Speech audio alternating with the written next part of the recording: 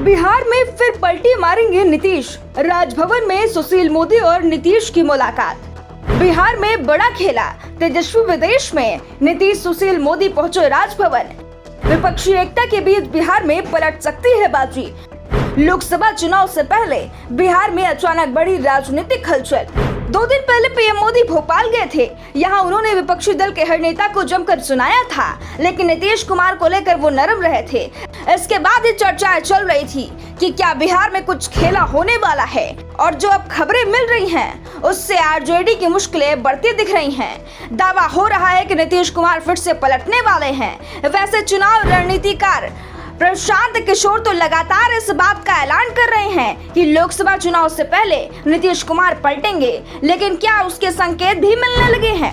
नीतीश कुमार फिर एक बार पलटी मारने की तैयारी कर रहे हैं। दरअसल ये चर्चाएं एक मुलाकात से शुरू हुई। नीतीश कुमार अचानक राजभवन पहुंच गए और उन्होंने राज्यपाल राजेंद्र विश्वनाथ अर्लेकर से मुलाकात की। नीतीश कुमार के राजभवन पहुंचने से कुछ ही देर बाद उनकी सरकार में डिप्टी सीएम रहे। बिहार से बीजेपी के सांसद सुशील मोदी भी राजभवन पहुंच गए। पहले नीतीश और फिर सुशील मोदी के राजभवन पहुंचने पर सवाल खड़े हो रहे हैं। नीतीश की राज्यपाल से मुलाकात यूं तो सामान्य मानी जा सकती है, लेकिन उनकी टाइमिंग पर सवाल भी उठ रहे हैं, क्योंकि इस समय तेजस्वी यादव विदेश यात्रा पर है। ऐसे में सवाल हो रहा है, क्या बिहार में कोई नई सियासी खिचड़ी पक रही है? इस सियासी खिचड़ी का शक 1 साल पुरानी घटना से जोड़ना देखा जा रहा है।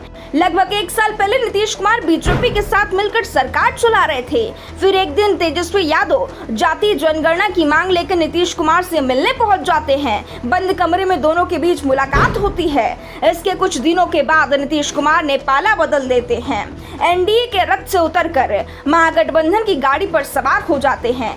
एनडीए में थे तब भी सीएम थे, और अब महागठबंधन में शामिल हुए तो भी सीएम हैं। अब नीतीश कुमार पर सीएम पद छोड़ने का दबाव बन रहा है। वैसे जब भी नीतीश पर इस तरह का दबाव बनता है तो बीजेपी से अपनी करीबी बढ़ाने में जुट जाते हैं। बुधवार को नीतीश कुमार जब राजभवन पहुंचे तो कहा गया कि वहां हो रहे निर्माण के काम को देखने के लिए पहुंचे हैं। सीएम नीतीश कुमार का राजभवन में हो रहा निर्माण कार्य का जायजा लेने जाना किसी को हजम नहीं हो रहा है, वह भी तब जब उनके पहुंचने के महज कुछ देर बाद ही बीजेपी सांसद सुशील मोदी भी वहां पहुंच जाते हैं।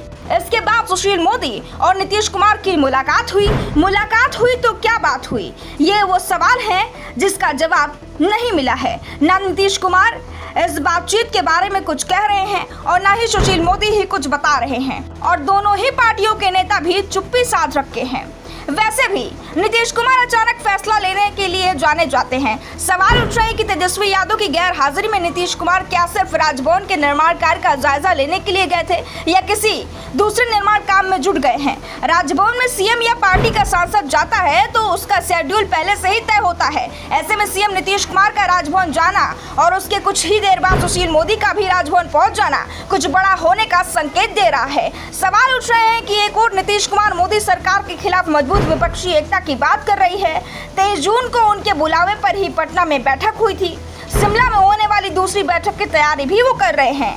दावा हो रहा है कि नीतीश कुमार को विपक्ष का संयोजक बनाया जा सकता है, लेकिन अचानक जो खबरें बिहार से आ रही हैं उससे कई संशय भी पैदा हो रहे हैं।